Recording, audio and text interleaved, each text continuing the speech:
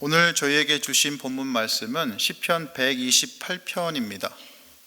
시편 128편입니다. 짧으니까 다 함께 합독하시겠습니다. 주님을 경외하며 주님의 명에 따라 사는 사람은 그 어느 누구나 복을 받는다. 내 손으로 일한 만큼 내가 먹으니 이것이 복이요 은혜이다. 내 집 안방에 있는 내 아내는 열매를 많이 맺는 포도나무 같고 내 상에 둘러앉은 내 아이들은 올리브나무 묘목과도 같다. 주님을 경외하는 사람은 이와 같이 복을 받는다. 주님께서 시온에서 너에게 복을 내리시기를 빈다. 평생토록 너는 예루살렘이 받는 은총을 보면서 살게 될 것이다. 아들, 딸, 손자, 손녀 보면서 오래오래 살 것이다. 이스라엘의 평화가 깃들기를. 아멘. 아멘입니다. 성도 여러분, 여러분들께서 마음 써주시고 부족함을 참아주시고 기도해 주신 덕분에 실은 지난 월요일에 목사 안수식을 제가 잘 마쳤습니다. 목사 안수를 받기 전후에 어떤 목사가 되어야 되고 어떤 설교를 해야 될까 사실 고민하며 내가 이 길을 끝까지 가야 되나라는 생각도 사실 했지만 별 뾰족한 수가 없는 것 같습니다. 그저 주어진 역할에 충성되이 살아가는 것, 그것만이 제가 해야 할 일이라는 것을 다시 한번 깨달을 뿐이었습니다. 그날 안수식이 다 끝나고 기념사진을 찍는 시간이 있었습니다. 전체 사진을 찍는데 가족들과 교회에서 오신 분들과 같이 찍는 사진이었습니다. 양쪽에 목사님이 가운데 뒤편에 쓰시고 양쪽에 오른쪽 왼쪽으로 저희 가족과 김샘 목사님 안수받는 가족이 쭉 쓰고 주변에 이제 산모님 그다음에 함께 하신 성도분들이 다 함께 모두 사진을 찍었습니다. 그때는 그냥 마냥 기쁘게 찍었는데 설교를 준비하며 생각해 보니 제가 찍은 사진이 바로 시편 128편을 표현해 주는 하나님의 복을 말해주는 사진이라는 것을 깨달았습니다. 무슨 말이냐고요?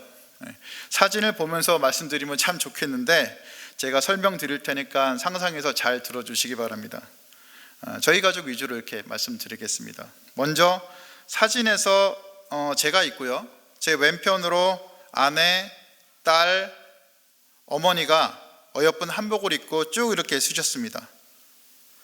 이분들이 바로 하나님께서 제게 주신 너무나 귀중한 가족입니다. 그리고 오늘 시편 128편 1절에서 3절에 이르는 하나님을 경외하는 자에게 주어진 가족이 복이 이거라는 것을 제가 알게 되었습니다. 그리고 저희 가족과 같이 사진 찍으신 분들은 바로 교회를 이루는 분들이죠.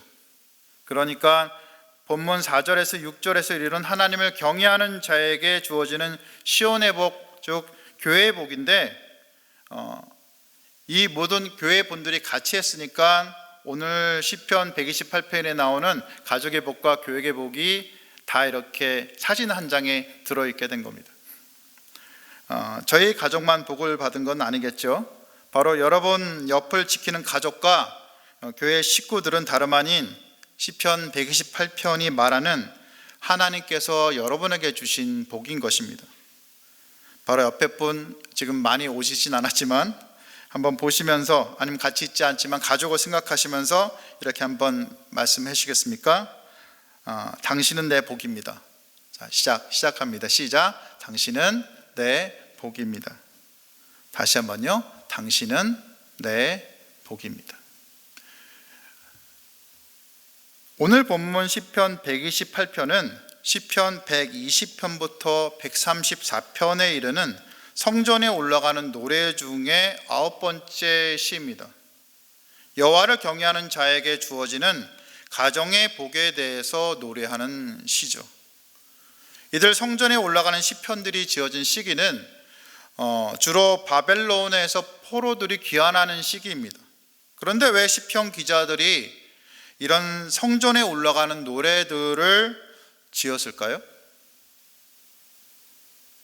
바로 하나님을 사랑하고 경외하는 것, 그래서 그분을 뵙기 위해서 성전에 올라가는 것이 무너진 이스라엘을 세우고 하나님의 복을 받는 핵심이라고 여겼기 때문일 것입니다. 그리고 이 시편들에 속하는 오늘 본문 128편 역시 하나님을 경외하는 자에게 가족이 세워지는 복을 누리게 될 것이고, 또 더 큰 공동체이자 예배 공동체인 이스라엘, 지금으로 말하면 우리 교회 공동체가 되겠죠. 이 교회 공동체가 세워지는 복을 누리게 된다라고 노래하고 있는 것입니다. 우리는 흔히 돈이 많거나 권력이 있어서 남들 위해서 군림하면 그 사람 복 받았네 하고 말하곤 합니다. 바로 이것이 세상에 말하는 복의 기준인데, 우리 역시 믿음이 있다고 하면서도 이런 기준에서 벗어나지 못하는 경우가 많이 있습니다. 아니지라고요? 그럼 제가 한번 여쭤보겠습니다. 믿음이 진실하고 훌륭하지만 정말 별 볼 일 없는 사익감 혹은 며느리가 있고, 또 믿음은 참 별로지만 돈이 있고 연봉이 1억이 넘는 사익감 혹은 며느리가 있으면 여러분은 어느 편의 점수를 더 주시겠습니까? 참 쉽지 않죠? 저도 쉽지 않습니다. 사실 제 마음속에도 이렇게 그거 판단하는 건 참 쉽지 않을 것 같아요. 그런데 시편 기자는 1절에서 여호와를 경외하는 자, 그의 길로 걷는 자에게 복이 있다고 말합니다. 여호와를 경외한다는 것은 진정 지혜를 가진 자이지요. 물론 많이 벌기까지 하면 더 좋지만 현실에서 비록 많은 돈은 벌지 못하더라도 말씀대로 살아가며 성실하게 자기 손으로 번 것으로 먹거리를 삼는 자, 성경은 이런 사람에게 복이 있다고 말합니다. 그리고 2절에서 말하듯 이런 사람은 손으로 수고한 열매를 먹으며 살아가는 복된 사람이라는 것입니다. 이런 사람의 안에는 비록 대궐 같은 화려한 곳은 아니지만 안방 안에 은밀히 존재하는 열매가 많이 달린 포도나무 같다는 것입니다. 안방에 있는 포도나무로 비유된 아내는 잠언 7장 11절에 나오는 발이 집에 머물지 않는, 여기서는 부정한 의미로 씁니다. 부정한 아내와 달리 정숙한 아내입니다. 그리고 가족의 밥상에 둘러앉은 어린 자식들은 어린 올리브 나무 같다는 것입니다. 사실 어제 저희가 매일 가족 예배를 드리기 때문에 저희가 준비를 많이 못해서 가족 예배를 128편으로 실은 드렸습니다. 네, 가족 예배를 들었는데 제가 이렇게 말씀을 쭉 설명하면서 제 아내가 포도나무 같고 12살 된 딸이 올리브 나무 같고 이렇게 얘기하자 어머님이 저한테 말씀하시는 겁니다. 그럼 나는 그래서 제가 늙은 올리브 나무죠 이렇게 얘기를 했습니다. 혹시 늙은 올리브 나무라고 스스로 생각하시는 분 있으면 아멘 하시기 바랍니다. 저는 아멘입니다. 그런데 온 가족의 웃음바다가 되었습니다. 그런데 사실 제가 어머니를 늙은 올리브 나무라고 말한 것은 그냥 재치로 웃으라고 이렇게 말한 것이었는데 하고 나니 명언이 되었습니다. 왜냐하면 올리브 나무나 포도나무나 모두 열매를 잘 맺고 수명이 길거든요. 근데 그게 특징인데 주로 어린 올리브 나무라고 말하는 건요, 씨를 바닥에 심어서 땅에 심어서 묘목으로 자라나게 한 것이 아니고 수명이 다한 늙은 나무에 나온 가지를 잘라서 그 가지가 땅에 심으면 스스로 뿌리가 내리고 그 잎을 내게 한 나무이기 때문입니다. 그러니까 늙은 올리브 나무는 뭐냐면 어린 묘목 올리브 나무의 뭐죠? 시작이라는 것이죠. 시작이라는 것이죠. 이처럼 기존 나무로부터 영양분을 많이 받아서 많은 가지들이 새롭게 이렇게 생겨나는 모습은 한 아버지로부터 많은 자식들이 태어나는 것을 잘 이미지했다고 할 수 있을 겁니다. 그러니 본의 아니게 제가 어머니를 늙은 올리브 나무라고 얘기한 것이 매우 적절한 표현이었던 것입니다.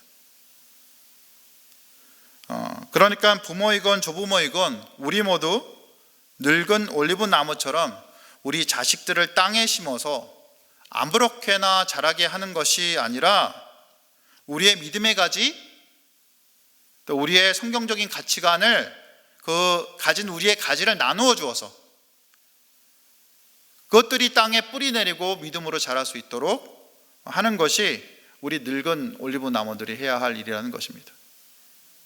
이것이 하나님 백성이 그 믿음을 이어가는 방식이라는 것입니다. 신이 비유한 올리브 나무와 포도나무는요, 이스라엘 농사에서 가장 중요한 나무들입니다. 그래서 구약에서 자주 짝을 이루어서 이렇게 나오는데요, 둘 다 수명이 길고 이스라엘 백성들 생활에 매우 중심적인 역할을 하는 포도주와 기름을 생산합니다. 심지어 올리브 나무는 500년, 1000년도 이렇게 산다고 얘기를 하는데요, 근데 두 나무 모두 이스라엘을 상징합니다. 예를 들어서 이사야 선지자는 이사야서 5장에서 물은 만군의 여호와의 포도원은 이스라엘 족속이요 그가 기뻐하시는 나무는 유다 사람이다 라고 말했죠. 즉 포도원을 이스라엘에 비유합니다. 호세아 선지자는 이스라엘을 또 비유하여서 그의 가지는 퍼지며 그의 아름다움은 올리브나무와 같고 그들의 곡식같이 풍성할 것이며 포도나무같이 꽃이 필 것이며, 역시 이스라엘을 포도나무와 올리브나무에 비유합니다. 그러니까 우리가 포도나무, 올리브나무라고 얘기하는 것은 아내와 자식을 얘기할 뿐만 아니라 이스라엘 전체를 표현하는 표현이기도 한다는 것을 우리가 중의적으로 시편에서 기억하고 생각해야 된다는 것입니다. 그러니까 4절에서 시인은 여호와를 경외하는 자가 복을 받을 것을 기원합니다. 그리고 다시 5절에서 여호와께서 시온에서 복 지시기를 축복합니다. 시편에서 시온은 복이 흘러나오는 근원입니다. 그 근원의 이유가 뭐냐면 모든 복을 주시는 하나님께서 자정하시는 것, 그것이 성전이 있는 시온이기 때문입니다. 따라서 예루살렘이 잘 되는 것은 하나님을 예배하는 백성들의 행복, 그 현대 시대로 말하면 교회의 복과 연결됩니다. 더하여서 6절에서 자식들의 자식들을 보기에 축복하는 것은 충분히 하나님께서 복을 주시면서 행복하게 사는 장수의 복을 말하기도 하지만 6절에서 나오는 내용 아시죠? 자식들의 자식을 본다 표현 있는 거 보십시오. 그런데 그거 외에도 많은 후손들을 본다라는 그런 복을 비는 그런 것이기도 합니다. 그러니 시인은 시편 128편을 통해서 여호와를 경외하는 자들이 시온에서 여호와께서 주시는 복을 가정과 일터에서 받아서 누리고 예루살렘이 번영하게 되면 이 전체 이스라엘, 전체 교회, 전 교회에 샬롬, 하나님의 평강이 임할 것이라고 바라는 것입니다. 시인은 하나님을 경외하는 자들, 즉 어떤 상황에서도 하나님을 믿고 의지하고 하나님의 말씀에 순종하려는 자들에게 복이 있음을 말하는데요, 이것은 신명기 28장 2절에 내가 내 하나님 여호와의 말씀을 청종하면 이 모든 복이 내게 임하여 내게 이르리니 라고 하는 하나님의 축복의 선언, 모세를 통한 축복의 선언이 나오는 축복이라고 할 것입니다. 그러니까 이 복이, 이 시편 128편에 나오는 그 복이 신명기에 나오는 그 축복처럼 우리에게 임한다는 것입니다. 이 사실을 믿으십니까? 아멘이십니까? 네, 아멘입니다. 하나님을 경외하는 자는 성경의 말씀처럼 복을 누리게 마련입니다. 이거는 진리입니다. 하지만 여러분께서 제게 이렇게 질문하실 수도 있을 것입니다. 옆집에 사는 김모 집사는 주님을 잘 믿지도 않고 맨날 거짓말만 하고, 그리고 다니는데 사업도 잘 되고 아이들도 좋은 대학 잘 들어가는데 우리는 믿음으로 살려고 발버둥 치는데 정직하게 말씀대로 살려고 하는데 왜 사업도 안 되고 아이들은 재수하고 삼수하고 이러냐 이거죠. 그러니 여호와를 경외하는 자가 복 받는다는 성경 말씀은 틀렸습니다. 이게 무슨 복입니까? 이게 라고 질문할 수 있는 거죠. 그렇습니다. 현실이 그런 경우가 많이 있습니다. 네, 맞습니다. 우리가 사는 현실에서 예수 잘 믿는 성도들이 항상 잘 되는 것은 아니고 또 이유 없는 고난을 당하는 것을 보기도 합니다. 이게 현실입니다. 하지만 우리가 얘기할 수 있는 것은 성경 말씀을 수백 년, 수천 년 살아오며 하나님과 동행했던 이스라엘 백성과 시편 기자들이 내린 결론이 여호와를 경외하는 것이 결국에는 행복하다는 겁니다. 여호와를 경외하는 자에게 결국에는 하나님께서 복을 베푸신다는 겁니다. 가까이 보면 우리가 복받지 않은 것 같이 보이기도 하는 거죠. 하지만 멀리 보면 하나님께서 결국 우리 인생 가운데 베풀어 주신 복을 우리가 누린다는 겁니다. 이게 무슨 얘기입니까? 하나님을 경외하며 이 땅에서 열심히 사는 주의 백성들에게 하나님께서 먹고 누릴 수 있는 복을 주시고 아내와 아이들과 더불어 온 가족이 사랑하고 아끼는 복을 누리게 하신다는 겁니다. 그것은 여러분에게 돈이 좀 있건 없건, 여러분 직장과 사업이 잘 되건 잘 안 되건, 여러분 집이 있건 없건, 또한 부모에게 상속받을 재산이 좀 있건 없건 간에 상관없이 주님을 믿고 의지하며 주님 안에서 성실하게 살아가는 자에게 하나님께서 약속하신 복입니다. 믿음으로 살아가며 내 손으로 열심히 일하는 자들에게 가족들과 더불어 평안을 누리는 복을 믿음으로 사는 여러분 대부분은 누릴 것이기 때문입니다. 다만 이렇게 복을 누리는 것이 북한이나 아프가니스탄이나 지금 전쟁으로 엉망이 되어버린 우크라이나 같은 곳이나 비록 이 땅 우리가 살아가는 곳에서 일부 구조적인 악이나 현실의 인간들의 악에 의해서 지금 삶이 그 복 누리는 삶이 이루어지지 않은 경우가 있다라는 거죠. 이런 경우에는 이 땅을 믿음으로 견디며 살아내셔야 합니다. 사실 중간중간 하나님께서 그냥 가만두시진 않을 거예요. 그 어려운 가운데서 하나님께서 힘을 주시고 함께 하시고 능력 베푸시고 평안 주시고 그렇습니다. 다만 견뎌야 할 수 있죠. 하지만 이걸 기억하십시오. 우리 주님이 여러분 그 고난 가운데에서 반드시 함께 하신다는 겁니다. 여러분이 그 고난을 잘 이기도록 도우신다는 겁니다. 이 땅의 현실에서 인내하며 지낼 수 있도록 힘을 주신다는 겁니다. 또한 작은 기쁨을 가족들과 더불어 누릴 수 있도록 해 주신다는 겁니다. 영원히 누릴 평강을 소망하며 주님 다시 오심을 기다리는 삶을 살게 해 주신다는 겁니다. 이것이 이 땅을 살아가는 하나님을 경외하며 살아가는 그리스도인들이 누리는 복이라는 겁니다. 그 믿음의 삶을 살아갈 때 부어지는 그 잔잔한 평화를 여러분과 그 가족과 교회가 모두 누리며 이 땅을 살아가는 여러분이 다 되시기를 주님의 이름으로 축복합니다. 오늘 말씀을 기억하시면서 기도하시겠습니다.